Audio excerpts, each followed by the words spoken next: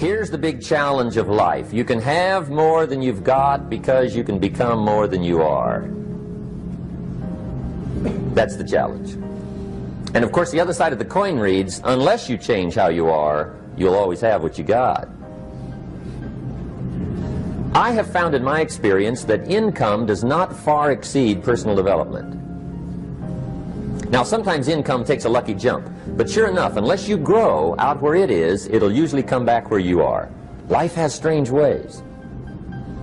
If somebody hands you $1 million, best you become a millionaire quickly, so you get to keep the money. Otherwise, sure enough, it'll disappear. Somebody once said, if you took all the money in the world, divided it up equally among everybody, it would soon all be back in the same pockets. Incredible. Success is something you attract, not something you pursue. Success is looking for a good place to stay. So instead of going after it, you work on yourself. Personal development. See, the major question to ask on the job is not what are you getting? The major question to ask on the job is what are you becoming? See, the big question is not what am I getting paid here? The big question is what am I becoming here?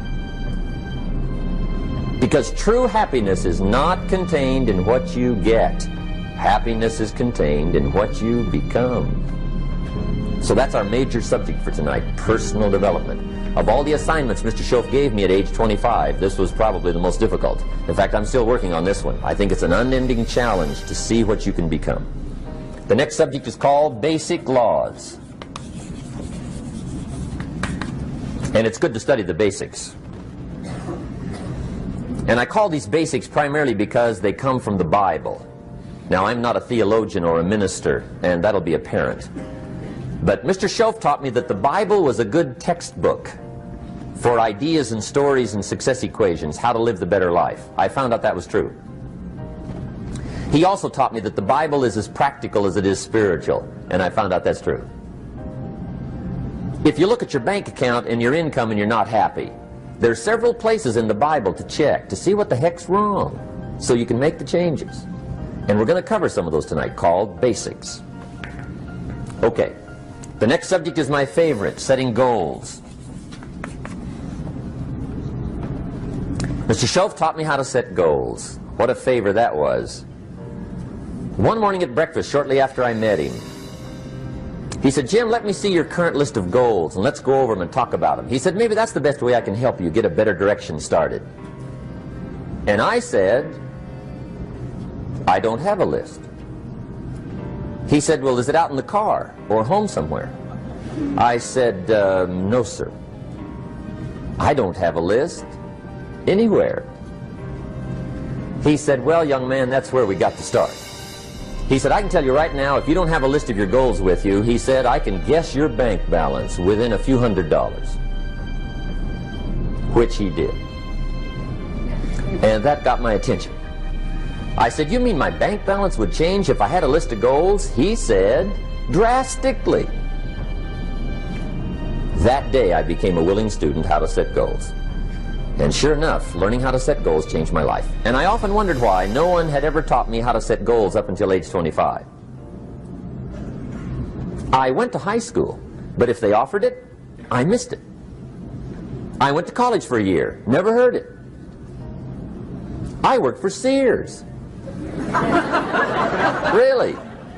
And to my knowledge, Sears never taught it. Right? How to set goals. So here I am, age 25, married, my family's starting, I've been to college, I'm working, and I still don't know how to set goals. But fortunately, when I was 25, I met the man who taught me how, and it revolutionized my whole life. Economically, socially, personally, it's incredible. So I want to share with you tonight what Mr. Schoaf shared with me, how to set goals. It can be a life changer. Okay. The next subject is the negative part of the seminar. Life is part negative, so we got to talk about the negative. And this subject is called diseases of attitude. Diseases of attitude. There's a lot of things that can wreck your chances to do well. We live in a rather dangerous world, so you got to be not only wise, you got to be careful. Now, attitude diseases are just as bad as physical diseases, right? High blood pressure, heart trouble. I mean, a lot of things lace your chances to do well. So you've got to be careful. And attitude diseases are deadly. I mean, they'll destroy all the good things you start. Okay? So we'll go through those attitude diseases, how to spot them, how to look for them, what they are, and the cure. And I'm a pro on these because I've had them all, so I can give you excellent advice on these. Now, the last subject we're going to consider tonight is called the day that turns your life around. The day that turns your life around. And under this subject, we're going to talk about the emotions that can change your life. Human beings are emotional creatures, and emotions are powerful for life change. Now, of course, emotions are so powerful they can go either way on you. Emotions can either build or destroy. So you really have to employ emotions properly. We call civilization the intelligent management of human emotions. If you can intelligently apply your emotions in the right direction, no telling what can happen. Could turn your life around one day would be sufficient. So we'll talk about those. Okay. Now that's a lot to cover in one evening, but we'll keep at it here and see if we can't get it all done. I'd like to have you now jot down the theme of the seminar. Every seminar should have a theme, I guess. We've got one. It's on some of our literature if you happen to notice it, but if you didn't, for your notes, here it is. The theme of the seminar goes like this: the major key to your better future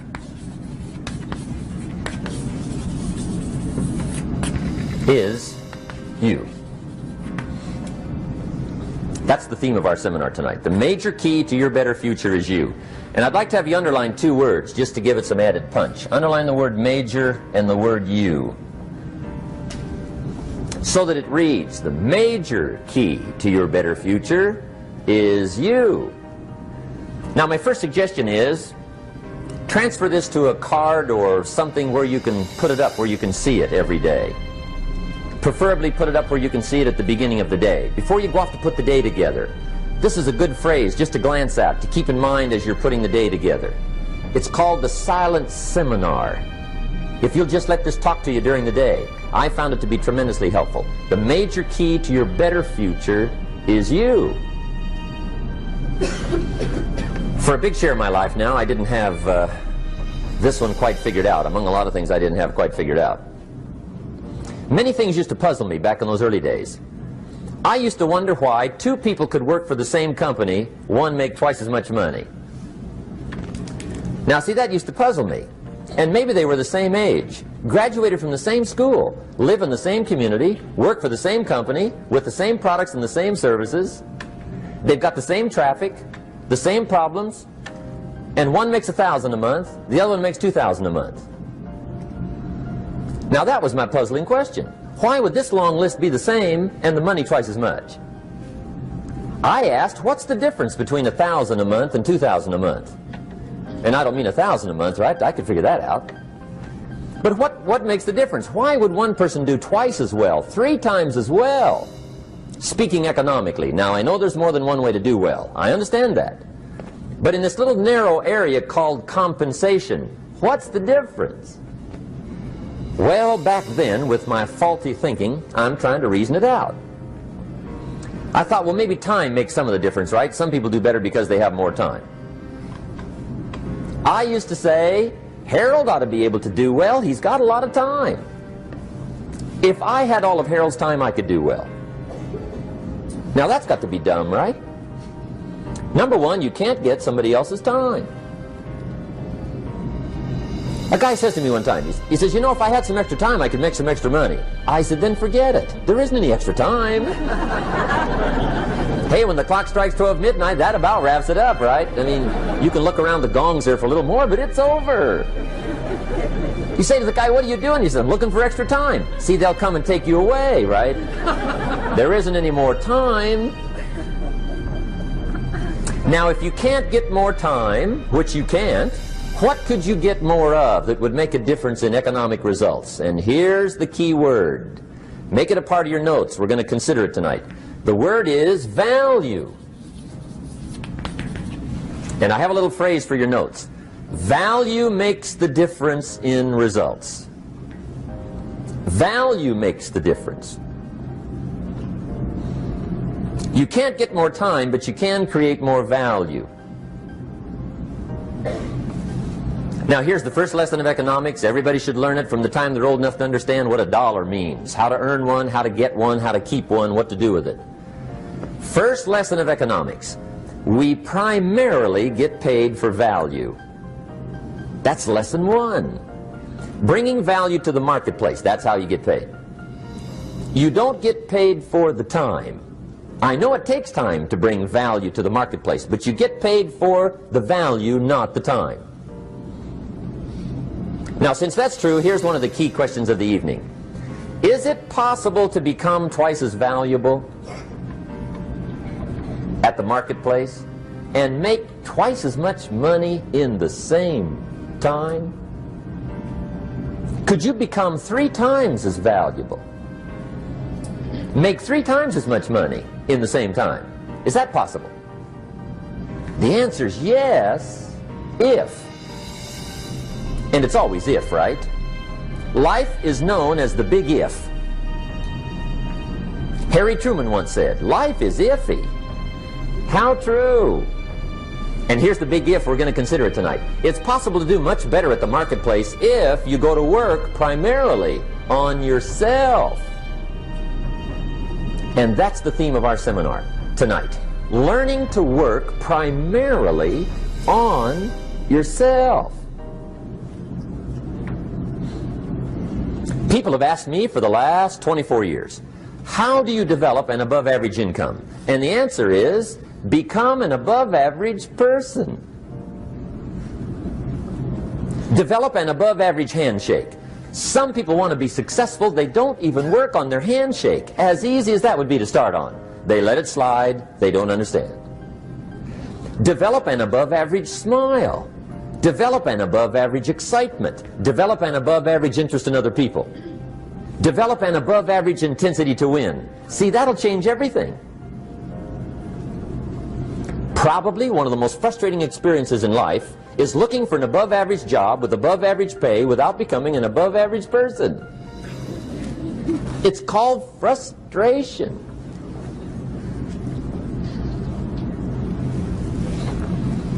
And Mr. Schoaf gave me probably the greatest clue he gave me when I first met him. He said, Jim, if you want to be wealthy and happy the rest of your life, just learn this lesson well. He said, learn to work harder on yourself than you do on your job.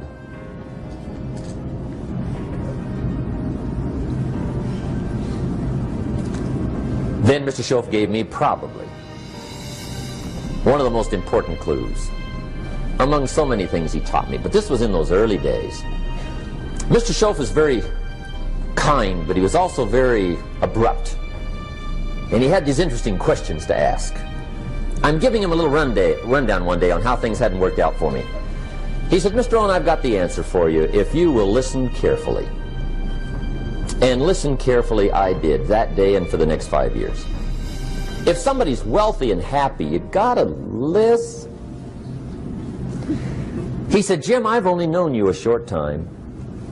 But he said, it's already my honest opinion that for things to change for you, you've got to change. That wasn't quite the answer I was looking for. But that's the answer he gave me, and I pass it along to you on this warm summer evening in Anaheim, California, 1981. For things to change for you, you've got to change. Otherwise, it isn't going to change. Before I met Mr. Schoaf, I used to say, I sure hope things will change. Right? That seemed to be my only hope. If it isn't going to change, I'm in serious trouble. And then I discovered it isn't going to change, so I'm in serious trouble.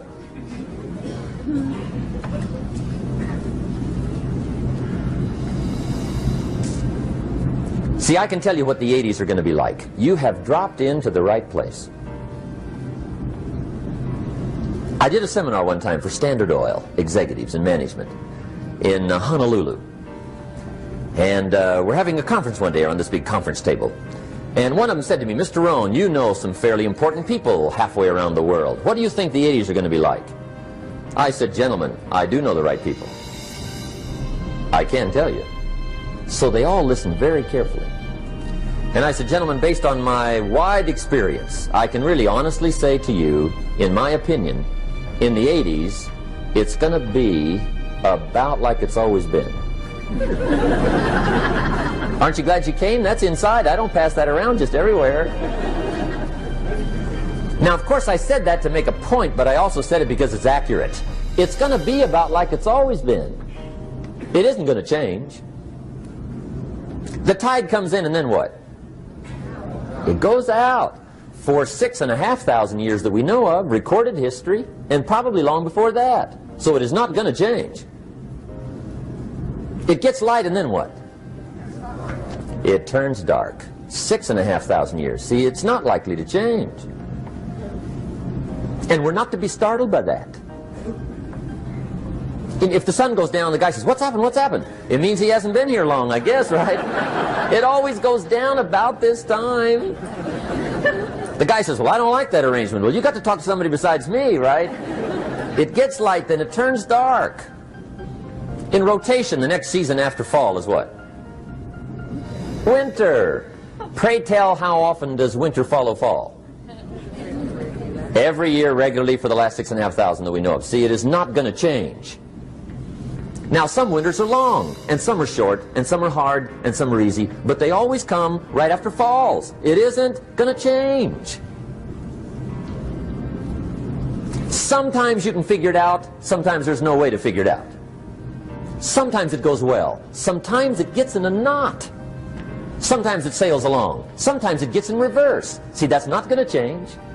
The last 6,000 years reads like this: opportunity mixed with difficulty. That's how it reads. It isn't going to change. The man says, well, if it isn't going to change, how will my life ever change? Answer, when you change. And whether I'm talking to high school kids or business executives, my message is always the same. And it goes like this: the only way it gets better for you is when you get better.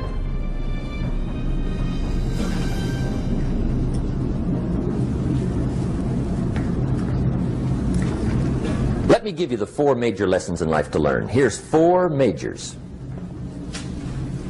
It's good to study the majors. In our weekend seminar we teach. Some people don't do well because they major in minor things.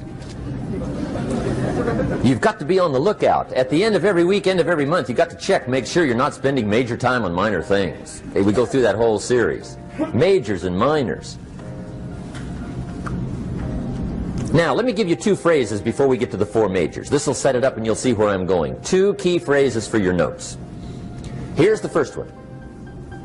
Life and business is like the changing seasons. That's the first phrase. Life and business is like the changing seasons. One of the best ways to describe life, it's like the seasons. Frank Sinatra sings, life is like the seasons. Now here's the second phrase. Very important. You cannot change the seasons, but you can change yourself. You can't change the seasons, but you can change yourself. And see, that's how life gets better for you, not by chance, but by change. Now here's the 4 major lessons in life to learn. I've got my first book finished. Came out a couple of weeks ago. This is in it. The 4 major lessons in life to learn. Here they are. Number 1, learn how to handle the winters. That's lesson 1. They come right after falls with regularity. Some are long and some are short and some are hard and some are easy, but they keep coming. You must learn to handle the nights. They come right after days. You must learn to handle difficulty. It comes right after opportunity. You must learn to handle recessions. They always follow progressions. For the last 6,000. See, it isn't going to change. The lesson you must learn is how to handle it. And there's all kinds of winters, right? The winter when you can't figure it out. The winter when it all goes smash. The winter when it turns belly up. The winter when it won't work, when you've run out of money and you've got a broken heart. See, those are winter times. There's all kinds. Economic winters, social winters, personal winters. When your heart is smashed in 1,000 pieces and the nights are unusually long, your prayers seem to go no higher than your head. It's wintertime. Barbra Streisand sings, "It used to be so natural to talk about forever, but used to be's don't count anymore. They just lay on the floor till we sweep them away. You don't sing me love songs, and you don't say you need me, and you don't bring me flowers anymore." A song of winter. But see, the disappointments come. Those are normal. That's part of life. But the question is, how do you handle it? How do you handle the coming winters and the disappointments and the down times? Well, you can't get rid of January by tearing it off the calendar.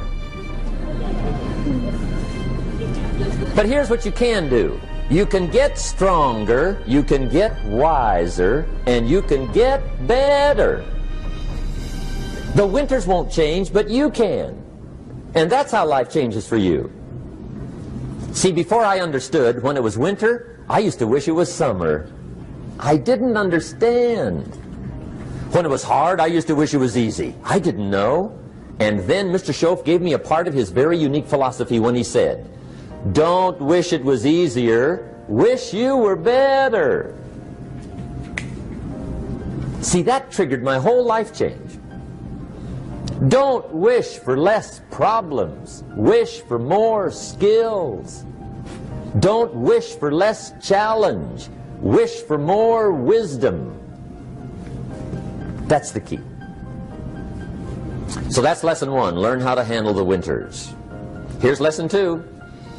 Learn how to take advantage of the spring. That's the second one. Spring is called opportunity. And spring follows winter. What a great place for it. If you were going to put it somewhere, that'd be the place to put it, right after winter. And pray tell, how often does spring follow winter? Every year with regularity, 6,000. You can almost count on it. See, opportunity always comes. Days follow nights. Isn't that terrific? Opportunity follows difficulty. But here's what you must learn to do. Underline these 2 words in that key phrase. Take advantage. Underline those 2. You must learn to take advantage of the spring. See, just because spring rolls around is no sign you're going to look good come fall. You got to do something with it. In fact, you have to get good at one of 2 things in life. Planting in the spring or begging in the fall. Or get somebody to do it for you. See, those are about the only alternatives. Now here's what else you must do. Take advantage of the springs quickly, because there's only a few. Just a handful of springs have been handed to each of us. They don't come forever. Life is fairly brief. So you got to read every book you can get your hands on what to do with your springs while they're here. And take advantage, they soon run out. The Beatles wrote, "Life is so short." And for John Lennon, it was extra short. But life is brief. Elton John sings, "She lived her life like a candle in the wind." It's brief. So whatever you're going to do with your life, you got to get at it. Don't just let the springs pass. Here's the third major lesson in life to learn. Learn how to protect your crops all summer. You got to take care of what you start. Sure enough, as soon as you've planted your garden in the spring, the busy bugs and the noxious weeds are out to take it. And here's the next bit of truth. They will take it unless you prevent it. And that's the third major skill to learn. You've got to learn to prevent the intruder from taking all the good you start. It's one of the challenges. Here's two key phrases under number 3. First one, all good will be attacked on this planet. Maybe not the next one we get to, but on this one, all good will be attacked. Every garden will be invaded. Not to think so is naive. And here's the second phrase. All values must be defended. Political values, social values, community values, family values, marriage values, friendship values, business values. Every garden must be tended all summer. Third major lesson. Now here's number 4. Fourth major lesson in life to learn. Learn how to reap in the fall without complaint. Learn to reap come harvest time without complaint. Take full responsibility for what happens to you. It's one of the highest forms of human maturity, accepting full responsibility. It's the day you know you've passed from childhood to adulthood, the day you accept full responsibility. And another note, learn to reap in the fall without apology. Without apology if you do well, and without complaint if you don't. That's maturity.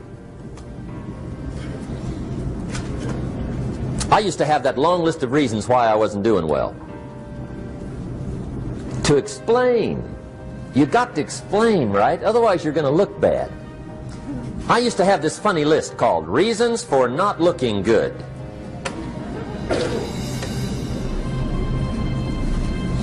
I used to blame the government. I mean, you can believe that or not. It was at the top of my list. I had a lecture second to none. The government. That was on my list. I used to blame taxes. Look what you got left after they take everything. And they expect you to do well. That was on my list there. Prices, that one's easy, right? You walk into the supermarket with $20, come out with a little half bag. So I had that on the list. I used to blame the weather. I blamed the traffic. I used to blame my car. I blamed the manufacturers. I used to blame the company. I blamed company policy. I used to blame the training program. I blame my negative relatives. They were always putting me down. I blame my cynical neighbors. They're just selfish, looking out for themselves. Won't loan you money? They were on my list.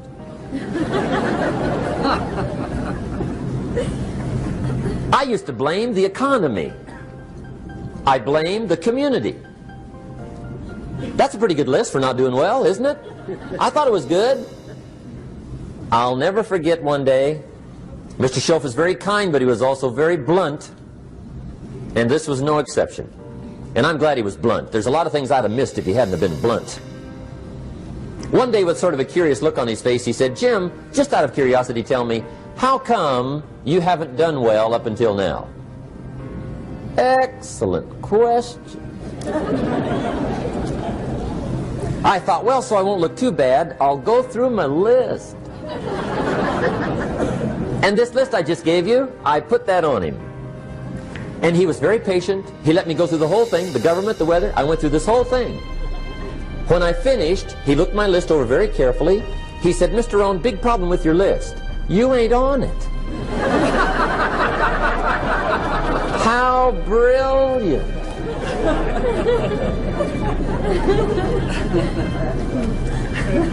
When I went to work for him a few months later, I learned very quickly to tear up my list, reasons for not doing well, and I threw it away. And I got me a fresh piece of paper. And I put one word on it. Me. There's a Black Heritage spiritual that says, "It's not my mother nor my father, nor my brother nor my sister, but it's me, oh Lord, standing in the need of prayer."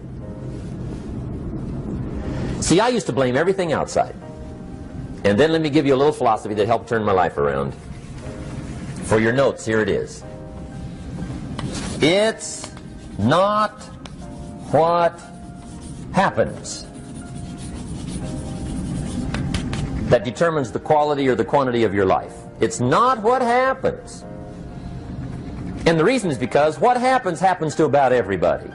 No different. The sun went down on all of us last night. A common event, a happening. And I found out that the same things can happen to two different people. One gets rich and one stays poor. Why is that? It's because it's not what happens, but rather it's what you do that changes everything. So that's a key phrase. It's not what happens, it's what you do. What happens is about the same. You might put that in parentheses here. Same. What people do, that's what's different. Anything can happen, right? Everything can happen. I've heard all the stories. I've been one of the stories. Hey, we could all tell stories all night long, right? Happenings. Anything can happen. Have you heard of Murphy's Laws? Anybody here heard of Murphy's Laws? Okay, most of you have. Murph had these laws. One of them was, if anything can go wrong, it will. That's one of Murphy's Laws. He was not one of the great positive speakers of the day. But anyway, it's still true though, right? Anything can go wrong, everything can go wrong. For sure. I've fallen out of the sky so many times. Once to the tune of a couple of million. Devastating. Took me a while to survive that one. Now, it wasn't all that much, but it was all I had. Right? I mean, that's when it's much, right? When it's all you got. If you got 3, 2 go, you got 1 left, you ain't looking that bad. But when it all goes. Has anybody been there when it all went? Anybody? Come on, the rest of you liars. Go ahead. Hey, we've all been there, right? When it all went. Of course, it used to be a long time ago, right? When you ran out of money, got to 0, you were all through. Heck, now you can whistle right on by 0, right? I mean, they will bury you. That's what they will do.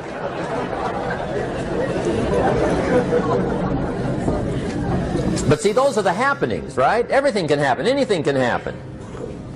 But it's not the happenings. It's what you do about it.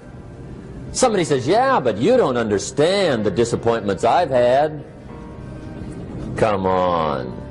Everybody's had their share. Disappointments are not special gifts reserved for the poor. Everybody has them. The difference is what you do about it. It's not the weather. I used to blame the weather, and I discovered it rains on the rich. So see, that won't help. 2 men wake up one morning, there's a rainstorm on. One of them looks out his window, sees the rainstorm, and he says, wow, what a storm. With weather like this, they can't expect you to go out and make sales. He stays home. Same morning, the other guy looks out his window, sees the same storm, says, wow, what a storm.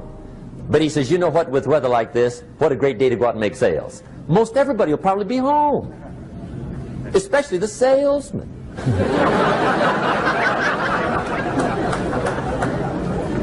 See, that's the difference in how your life works out. It's not what happens, it's what you do. So here's one of the key questions of the evening. Starting tomorrow, what are you going to do that'll make a change in your life's direction? Good question. What are you going to do starting tomorrow that'll make a difference? Now see, if you don't do something starting tomorrow that'll make a difference, guess what?